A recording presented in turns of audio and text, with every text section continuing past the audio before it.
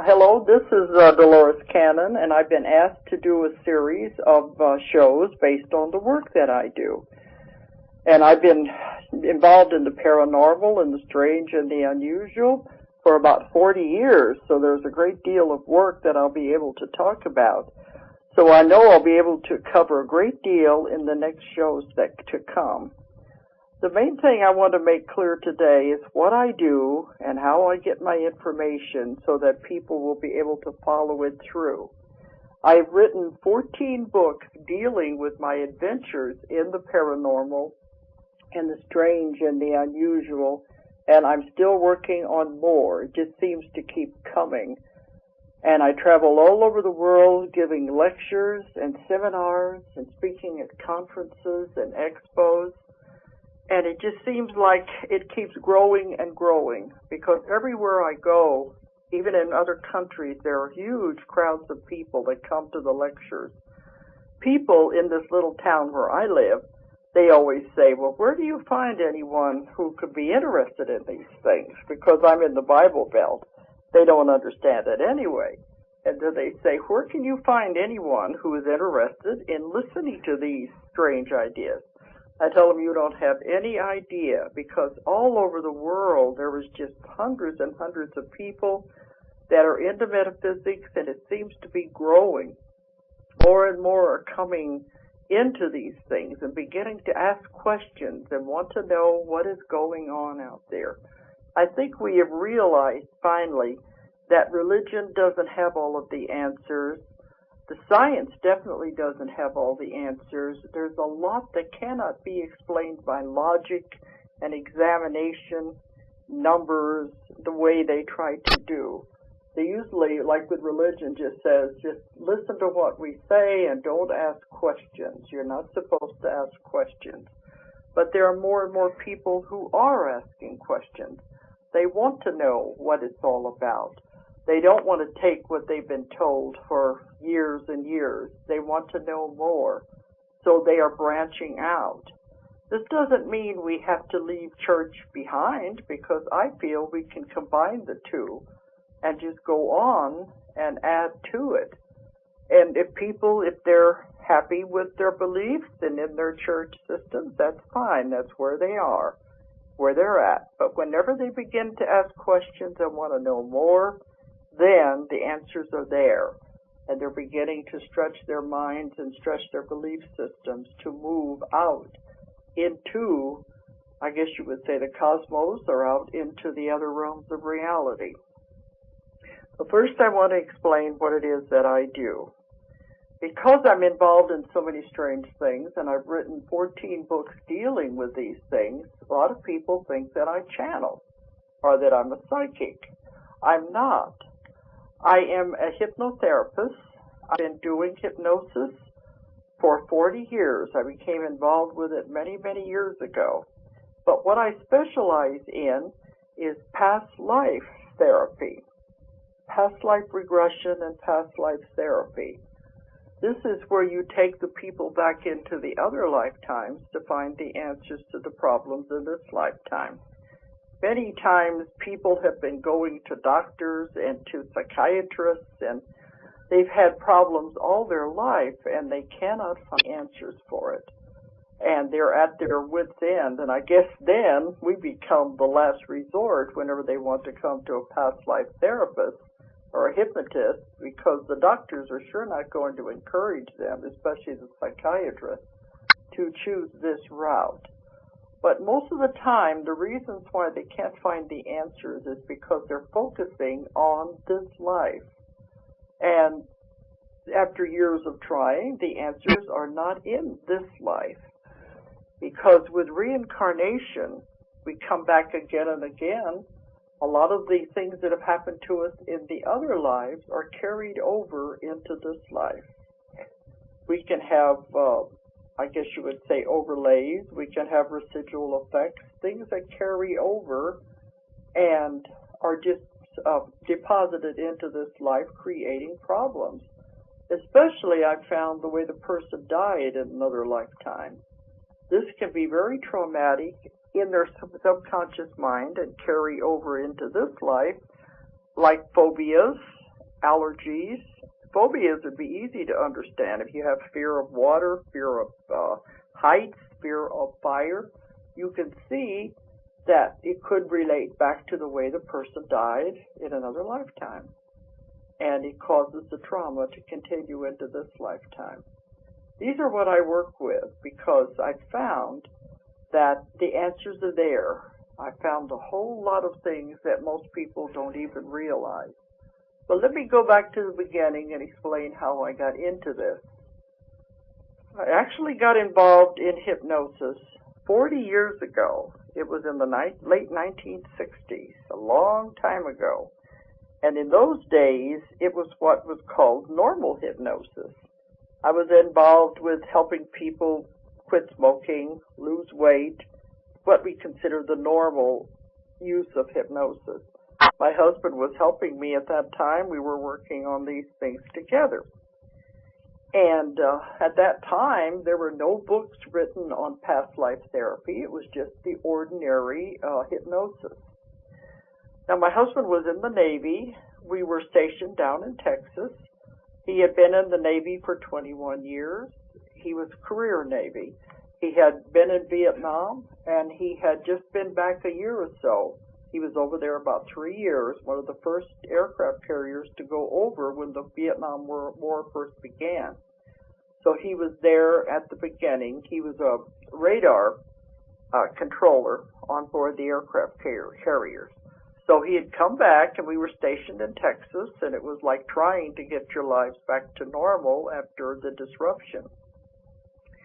And he knew what I was doing with an ordinary hypnosis, and sometimes he would help me with these things.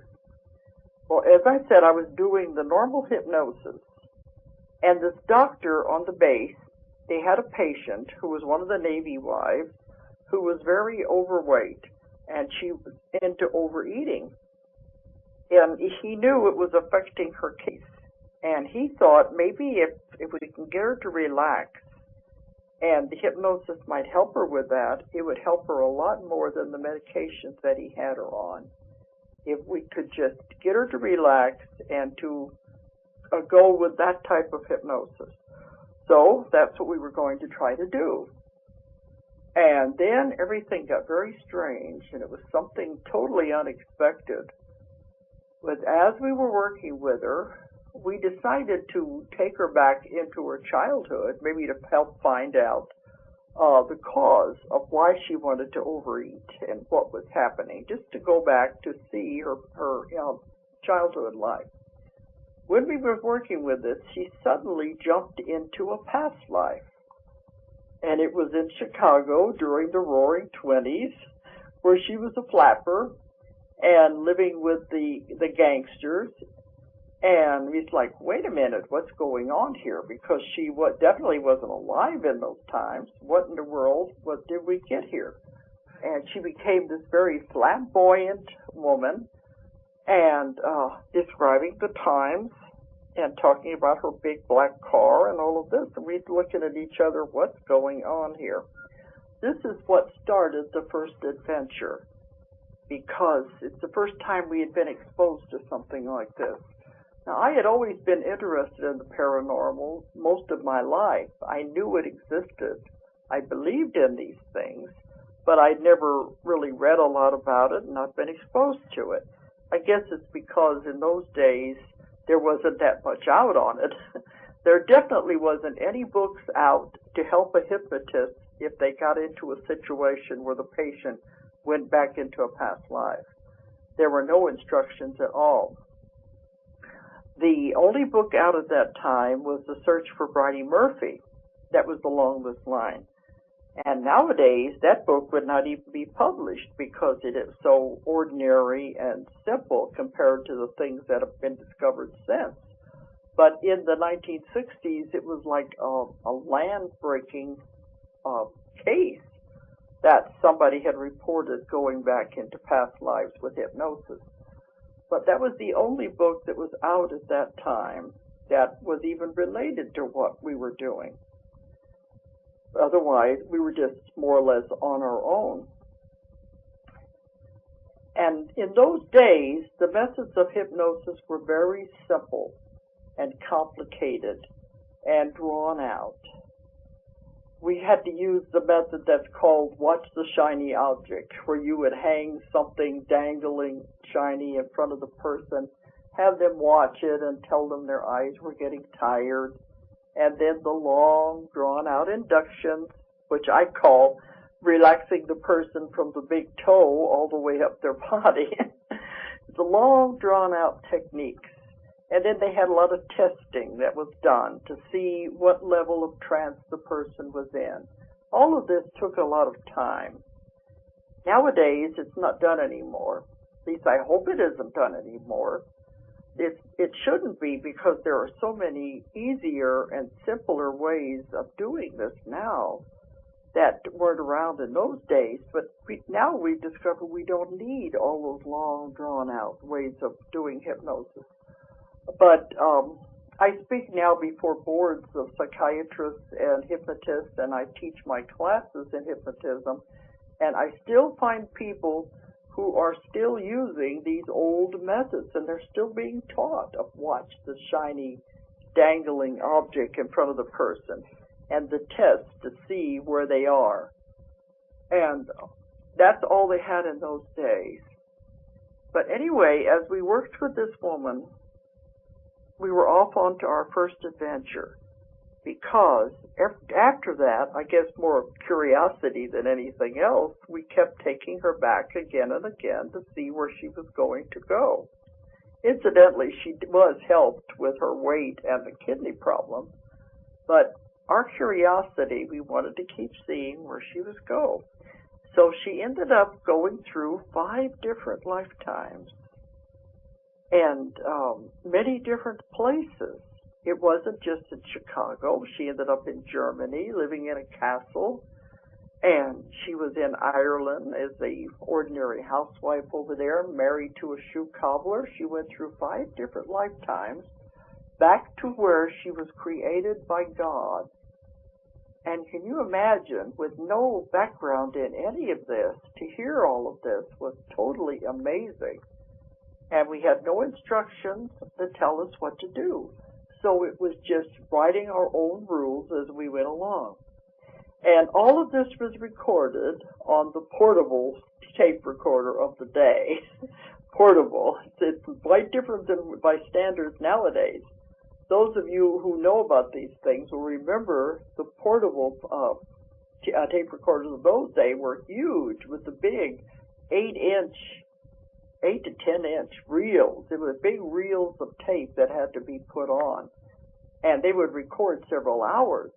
But that thing is very heavy and hard to lift and carry around.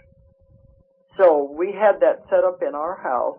So when we had the sessions, they were done on this huge portable tape recorder. And the people on the base, a lot of them knew what we were doing, and they became interested in it. Now, they didn't know who the woman was, and we protected her identity because this was so strange. We didn't want to affect her or affect her husband as a naval personnel. So we didn't tell anyone who the woman was. But when they began to find out what we were doing, they would come to our house once a week and say, well, what's the latest chapter? And we would play it for them. And everybody was just astounded and fascinated. It was like this was so totally new to everybody. And so they knew what we were doing. Then a disaster hit that changed our lives forever about this time. Now, like I said, my husband had just come back from Vietnam and was on his way to work one night to the base, and he was almost killed in a horrible car accident where he was hit head-on the highway going to the base by a drunken officer, a Navy officer. He had been drinking at the O Club on the base and was on his way home.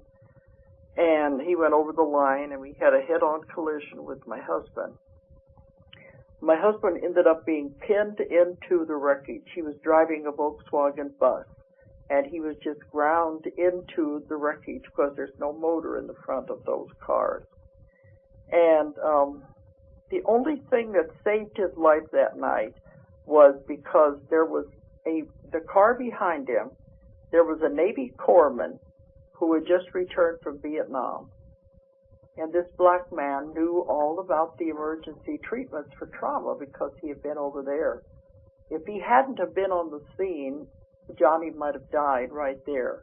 But he was able to save his life until the helicopters could come from the base to try to help. They had the fire trucks there, and they had to try to get him out of that wreckage. As it was, he lost all of the blood in his body, but they managed to get into the base, and they had to put him on old blood because of the universal donor, because he needed to have all the blood in his body completely replaced. But he ended up being crushed into the wreckage. And he spent a month in intensive care, in and out of consciousness. Most of the time he didn't even know where he was. He had had some brain concussions, and his face had also been torn up. So it was a horrible accident. But that night, they came and got me, and I went to the hospital, and the 5 different doctors came out, one after the other, was telling me different reasons why there was no way he could possibly live through the night, that it was just too severe, too much trauma. But I knew differently, because when I was working with this woman, we were experimenting. We didn't know what you could do and what you couldn't do because we'd never had any experience with it. There was nothing to tell us what you couldn't do. Part of our experimentation, we took her into the future to see what we were going to be doing in the future. Well, she saw us living in the country, very much like where we live now, up in the country, and she saw us with grandchildren, which we didn't have at that time. We had a big family, but none of them were married yet. And she saw us living in the country with grandchildren. Well, that night, when he was telling us this, the different doctors were saying all the different things that could kill my husband during the night, I couldn't believe it, because I knew we had stumbled onto something that was so big and important that I had to believe it, even though it was strange. If I had to believe it, I had to believe it all. And part of what we were told was the way God really was and how he was love. And I just knew that he was not going to die that night. How could he die if she saw him in the future? So as each one of them was telling me what was going to happen, I told them, no, he's not. He's going to be all right. Finally, they just shook their heads and they said, well, if you believe in it that much, maybe it'll happen. Maybe it'll be all right. So Johnny was in intensive care for a month, in and out of consciousness. Then after that, he was in a body cast for 8 months. For most of the year, he spent in the hospital in a body cast where he couldn't move. And I can't even imagine how awful that would have to be to not be able to move. But they kept calling him the Miracle Man because they said there was no way he could have gotten through all of this. But the important part of all of this that I usually like people to know is that because the people on the base knew what we were doing, they kept saying, this was our punishment. This was God punishing us. We were doing something we weren't supposed to be doing. We were peering around corners into the unknown and the hidden. Reincarnation, for goodness sakes, work of the devil. And so this was God's way of punishing us.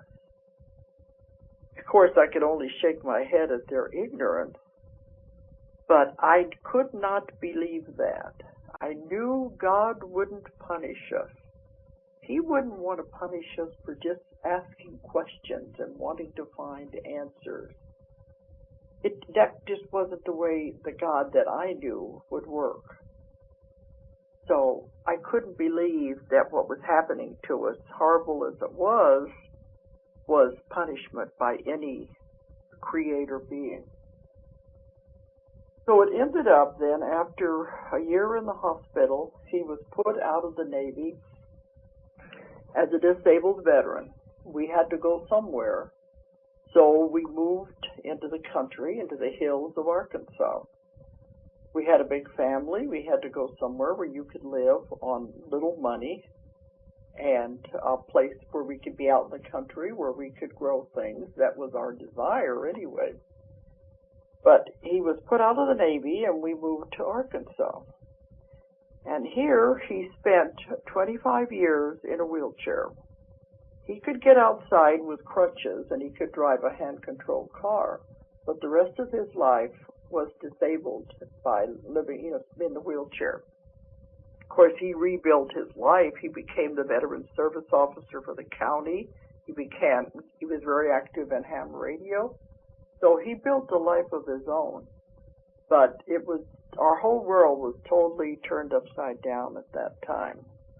Now I'm glad that we live in the country, because I travel all over the world, and I'm in these energies with the cities and all of the people of the traffic. I don't like that anymore. I like to get back here where I can recharge my batteries by being out in the country, away from those discordant energies. I can rebuild myself and recharge my batteries. So it turned out to be a very perfect place to live. But in the beginning, we didn't know that. We just moved here because it was going to be a cheap way to live without having to spend a lot of money. But all of my work with the hypnosis and traveling back into the past, it had done something to me. It had planted something there that I would never forget, that I wanted to know more.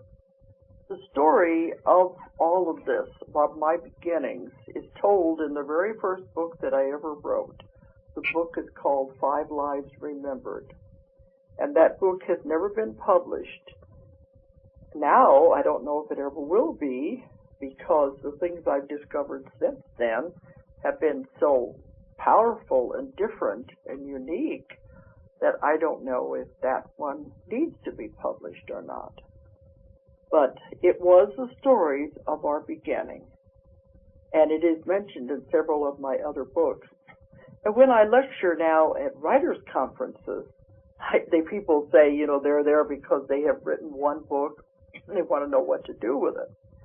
I tell them, writing one book is the answer, because often that one book may not be the one that's published. That sometimes a publisher will like your style of writing, but then he'll say, do you have anything else? And if all you have is just one book, what are you going to do? Tell them that's all you have. So with me, anyway, the first book was never published, and even though I tried, I sent it out many places, thought it was unique, but my life went on into many more adventures, and now it seems kind of simple and ordinary, what we found. But that's the way the life has taken a turn anyway. All right, but that was that first book. But during that time, I had to forget all about hypnosis. I had to forget about reincarnation and all of these adventures, because I had to rebuild my life. Everything was completely turned upside down. I had to have been given the responsibility of the family, because my husband went into a very black depression where he didn't want anything to do with anyone. And he really cut out a lot of his family as he went inward. His life was over. He thought his career was over. Everything had changed too much. It took him many years to come to terms with all of this and to readjust. But during that time, I was busy taking care of him and raising my family.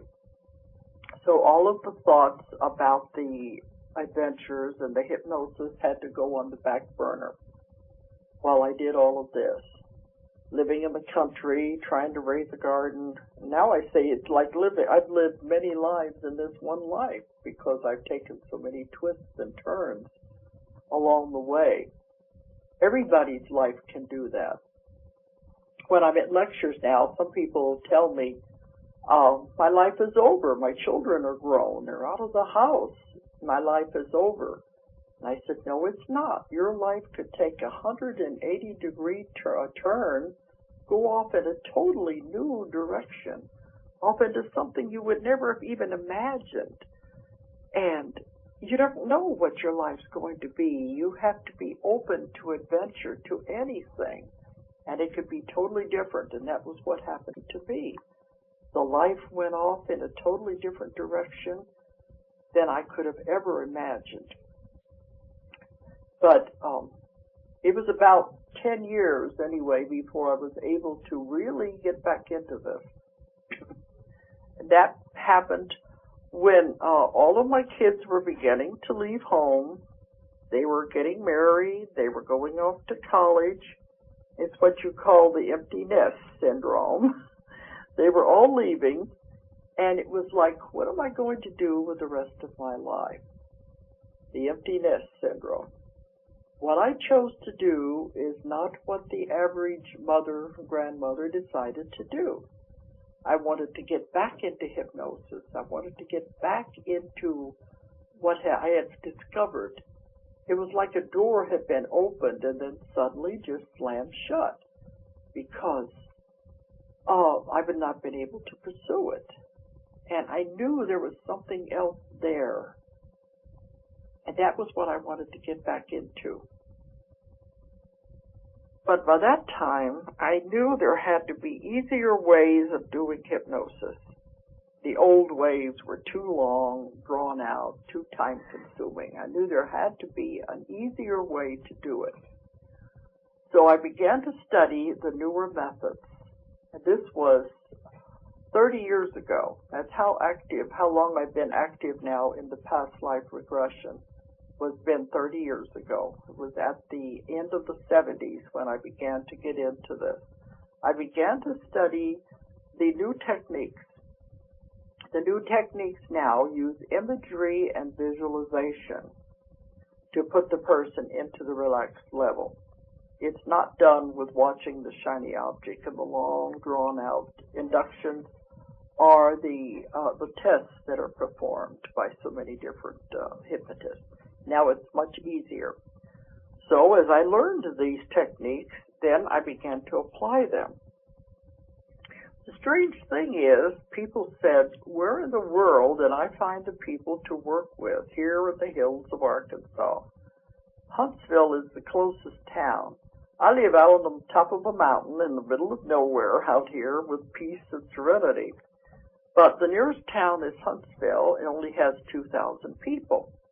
There's only 10,000 people in the entire county because it's mostly composed of national forests. The biggest city is 28 miles away, which is Fayetteville. But people said, where in the world did I find all of these people that I've written about in my books? That was what was strange, and that shows there must have been a sense of destiny, a reason why all of these things began to happen, why we were put in this position. Because now I know things happen because they're supposed to happen, and you can't fight it anyway. But at that time, I didn't know what was going on anyhow. But the people began to come to me, and they just wanted to have sessions. In those days, I didn't charge anything because I was just experimenting and seeing where it was going to go. And they began going into interesting past lives.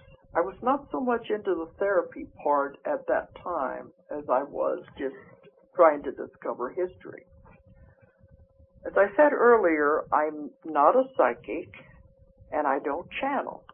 I consider myself to be the reporter, the investigator, the researcher of lost knowledge, because I soon found that the material I was getting from these different people that just came from nowhere to my house and the groups I was going to, I used to go to metaphysical meetings, I soon found the information I was getting was not normal past lives. I was getting what I would call lost history. This has been what I've done ever since, the whole 30 years since then. Information that's either been lost, forgotten, or never known in the first place.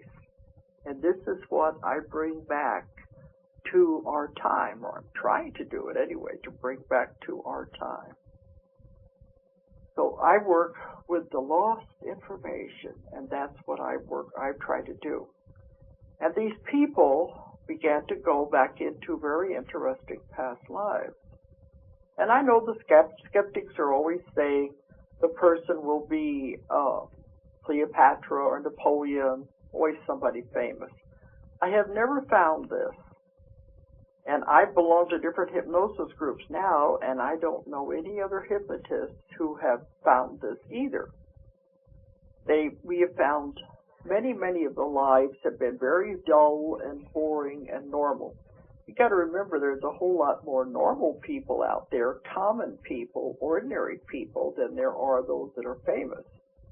How many people in the world today get their names in the newspaper are there so that people can identify them? Majority of the people that are around today and that have been around forever are just ordinary people living ordinary lives. When they go back to these kind of lives, I call them digging potatoes lives because that's maybe the most interesting thing they do. They live in the country, they're a farmer, and they just farm. And very little happens in a life like that that is even eventful. So it's hard to find anything that is even important in that lifetime. But this makes it more validity, because this is the way most people's lives are. My job is to find out why they were shown that life and what it has to do with their lives now. The reason why that one life was picked. And usually in my work now, it will show something connecting with the life at this time. But as I began to work on this, I began to develop my own technique of hypnosis, and it's different than the other ones that are taught out there. I keep thinking now, after 30 years of using this technique, of perfecting it, and specializing in it, and honing it, and working out all of the bugs, I keep thinking someone somewhere had to learn hypnosis in the first place. Somebody had to figure out how to do this. Now that doesn't mean their methods or techniques is the only way it can be done. That isn't the only way. Somebody had to do it. And a lot of the ones who are taught hypnosis are taught this is the way you do it. Don't make any deviations. Don't make any corrections. Do it word for word. I've had some people tell me they have to read from a script, and they cannot deviate from that script at all. They just have to keep on with it. They can't use their own mind as far as coming up with ideas of how to do this. The main thing is once you understand what it's doing, how you're working with the mind, how you're working with the subconscious, as long as you understand that, and the main thing is you're not going to hurt the person, then you're free to experiment. And that's what I have done, and I have developed my own technique.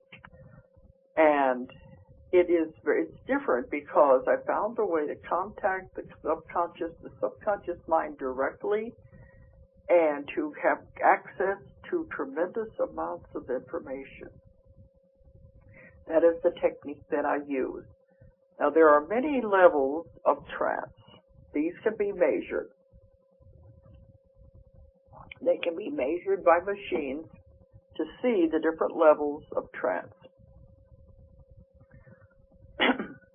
The lighter levels the person will get information. If you take them into a past life, they will get information, because we've all had hundreds and hundreds of lives, are going to get something. But in the lighter levels, they feel they are watching it, and not a participant, but more or less watching it happen. And the conscious mind is very active, and it's sitting there saying, oh, you're making all this up. You know, you read it in a book, you saw it in a movie. Oh, this is silly. What do you think you're doing? And so afterwards, they have a lot of doubt about it, because they said they remembered everything about it and they were objective. These are the lighter levels of trance. What I found that I like to work in is called the somnambulistic level.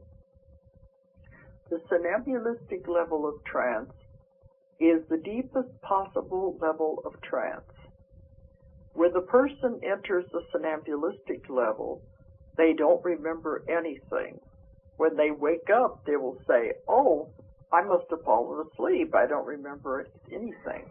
And they think they were only asleep for just 15 minutes at the most. But yet I have 2 hours of tape there. They don't remember anything at all. Now, when they become the somnambulistic state, and they travel back into time the way I do to take them back into past lives, I call it time travel, like going through a time tunnel, because we are actually traveling back to that time. If you go back into time with the somnambulistic level, the person becomes the other personality totally. This life disappears. They have no memory of this life at all. They are the other personality. If you were to bring up an object or anything that's in our time period but does not exist in their time period, they don't even know what you're talking about, and you have to explain things to them. One example is many of the clients I've had, if they go back into the Middle Ages and they're describing something, and I say, is it glass? They don't know what glass is. And try to explain something that is so simple to us, a simple, ordinary object. Try to explain that to somebody who has no idea what you're talking about. It's hard, especially off the top of your head. But they become the other personality so much, that so closely identified with it, that they are able to get all of the history, the feelings, the theology, anything that the person of that time was associated with. Of course, even at a somnambulistic level, if they were not in a position to know something, they can't tell it to you. The farmer in the field is not going to know what the king in the palace knows. So even though they became the person, sometimes the information is very dull and boring because there's nothing there. It's just a simple lifetime. So when you take them back, I never know what I'm going to get. And they become this personality totally. And that is the level that I like to work in. Now, the somnambulistic level is not unusual. A lot of people think hypnosis is strange and scary because they don't understand what it is. And, of course, the movies and the TV haven't helped with this. What people don't realize, I've had clients come to me and say, oh, I don't think I can be hypnotized. What they don't realize is that you are hypnotized most of the day, and you don't even realize it.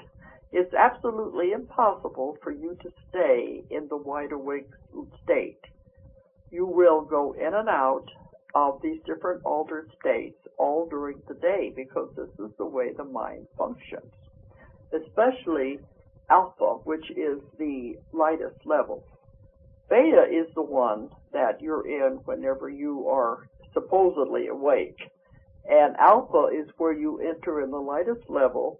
You will enter that level naturally when you pray and when you meditate, because it kind of shuts things out. But there are deeper levels beyond that. But alpha is the one you shift in and out of all the time. And this is a very common state of hypnosis that people don't realize.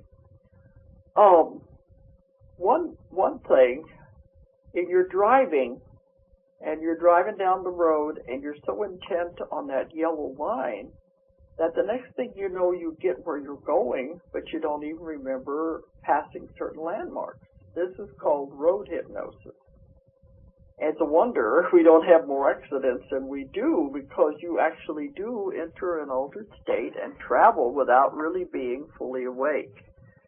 Another way is if you're in an office and you have to learn how to shut out all the noise around you to concentrate on your job. You entered an altered state so that you can close off these things. And also, if you're in church or at a lecture and you begin to doze off, you're also entering an altered state. They have proved that it is absolutely impossible for you to stay in the wide-awake beta state. Anytime you watch TV, or if you're reading a book, you get so involved in it that you're feeling the emotions and you're laughing and crying with the book or the movie, and someone can walk into the room and you don't even pay attention to them. You have entered an altered state at that time also. But they have proved that you cannot stay wide awake. One experiment they did, they hooked people up with wires with their brain to the TV set. They said the TV set will only stay on as long as you are wide awake. The people said, well, I know I'm wide awake whenever I watch TV. But nobody could keep the TV on more than 60 seconds.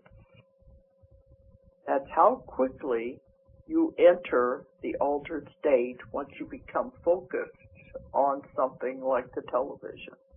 And you know, the people who make the programs, especially the people who make the commercials, know that. They know that you are in an altered state when you're watching the TV, and during that time, subliminal suggestions can be put into your mind, like buy our product is good for you, etc., etc. Now all these things about this medicine will do this and that, this prescription, go and get the prescription. It's all subliminally aimed at the part of your mind that is very suggestible when you're watching the television. One thing I do, I always mute it during the commercials. I go and get a drink of water or something so we don't have to be there and be influenced in that way. But you are in and out of the hypnosis level all day long. You just cannot be wide awake. So all the hypnotist does is take this natural state of the mind and use it for therapy. And that is what I do. But the somnambulistic level is the deepest. It's down around theta, because after alpha, beta, theta, the next step beyond that is delta, and that is when you fall asleep and you are asleep. But when you go into the somnambulistic level, you do this twice during the day. You have to do it. You enter the somnambulistic level twice. You enter it at night when you're falling asleep and when you're waking up in the morning.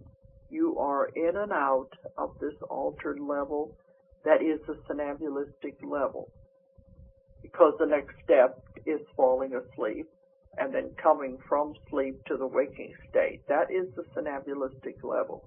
That is the level that I use, that I like to work with.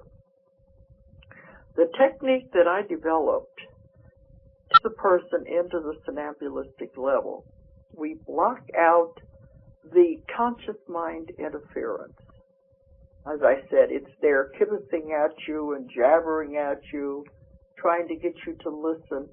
Anybody who has ever tried meditation knows this. You're sitting there trying to meditate, and your conscious mind is jabbering away, and it's saying, there's 100 different things you need to be doing besides sitting here watching you trying to be quiet like this. 100 different things you need to be doing. So the conscious mind will always try to get into the act. I guess it doesn't like to be ignored. It wants to be in control. So when you start these things, it will start jabbering at you. So it's very important for the hypnotist to remove that conscious mind interference, push it aside, push it out of the way so that it cannot interfere with what we're doing. Because I found by going into the somnambulistic level and by contacting the subconscious mind directly, we can have access to all information, and we can actually have therapy that can help cure the person of any ailments, diseases, illnesses. Had a great deal of success with these things, and we can find the answers to most of their problems by removing the conscious mind interference and taking them back in the somnambulistic level. So that is what I've developed a way of doing. Now, the hypnotists say that normally a person will go into a somnambulistic level. This is when you're inducing the trance and when you're doing the hypnosis. Normally, the person will go into the somnambulistic level. It would be 1 out of 20 or 1 out of 30 people will just automatically do it. But with the technique that I developed, it's the other way around. Either 1 out of 20 or 1 out of 30 will not go into the somnambulistic level. You see the amount of valuable information you can get that way by putting them down so low that they remove the conscious mind interference. And I believe that what I've discovered is very valuable and very important. This is why now I'm teaching it all over the world. I've been doing this hypnosis now with the past life therapy and the past life regressions. I've been doing it now for 30 years. I have worked with thousands and thousands of people all over the world. And I just did a radio show the other night where the narrator was trying to convince me that this was work of the devil, that it was demons possessing the person, that there was no such thing as reincarnation. And, of course, I don't know where he was coming from, but I figure there's a lot of fear there and ignorance because they've not done their research. But out of these thousands and thousands of people, I have yet to find anyone who has not had a past life, somewhere, sometime. So I think that should be enough proof, if you want, that reincarnation is real. But you know what they say, no amount of proof will ever be enough for a true skeptic. And a believer does not need any proof. But I have had such wonderful cases and wonderful adventures that I know it's real.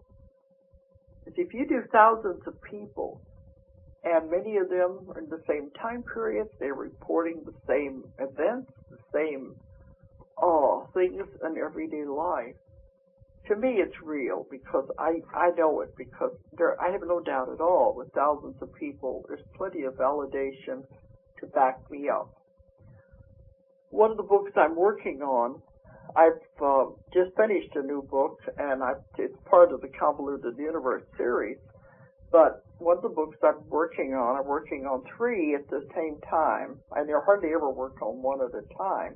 Whichever book is finished first is the next book to be published. But one of the books that I'm working on is history as it really was, because I'm finding out what has come down to us through the history books is not really exactly the way history happened. That is what I'm focusing on, trying to get back lost history, lost knowledge, by comparing what people say in different time periods. And there's other books I'm working on too, so I know I'm going to be writing for many, many years. I'm not finished by a long shot anyway. But that is what I'm doing now, is teaching this technique. In the beginning, you know, the psychiatrists and the psychologists and the people who were in the audience said, oh, past life regression is just for New Age kooks. there isn't anything really to it. But now, as we've been going on through many years and finding out what you can actually do with these deep trance levels and with past life regression, they are learning how to do it. They said it doesn't matter if they believe in reincarnation or not. If it helps the patient, that is the main thing. So they're studying it now and adding it to their repertoire of the things that they can do. So it is beginning to move out and to affect more and more people. And I'm now teaching my technique all over the world.